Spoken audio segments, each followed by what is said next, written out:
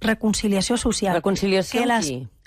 Entre els catalans. Hay conflicto social, hay fractura social. Esto está fracturando nuestra convivencia. Sigue habiendo fractura social. Esto está fracturando la sociedad catalana. I qui ha fracturat la societat catalana ha estat el govern. Hi haurà més fractura social. Catalunya acabarà absolutament trencada. Tenemos un problema en Cataluña, una sociedad rota, dividida. La convivencia absolutamente trancada. Se está rompiendo la convivencia. Se ha roto, digamos, la convivencia. Se ha roto la sociedad en dos. Cataluña, por desgracia, está rota por la mitad. El procés sempre porta el mateix. Divisió. Divideix per la meitat la societat catalana. És una evidència. El separatismo divide. Es que el separatismo al final divide la sociedad, que nos ha dividido a los catalanes y que ha afectado gravemente a la convivencia. Un gobierno que solo ha trabajado para enfrentarnos, que estem enfrontats. y hay familias rotas. Ha roto familias, peleas entre familiares. Las familias siguen discutiendo, que tienen conflictos familiares, laborales. Es que se han roto familias por esto. Hi han famílies trencades per això. Hi han famílies que s'han deixat de parlar. Hem trencat familiars, hem trencat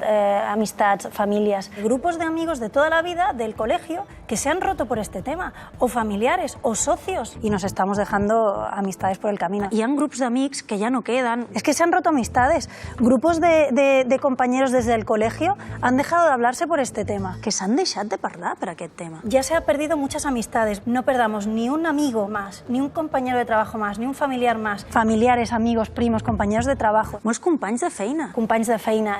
Ja n'hi ha prou de perdre temps, diners i amics. Discusiones de vecinos por la noche cuando empiezan con las cacerolas independentistas. És que jo porto molts anys dient que s'estava fracturant la societat catalana.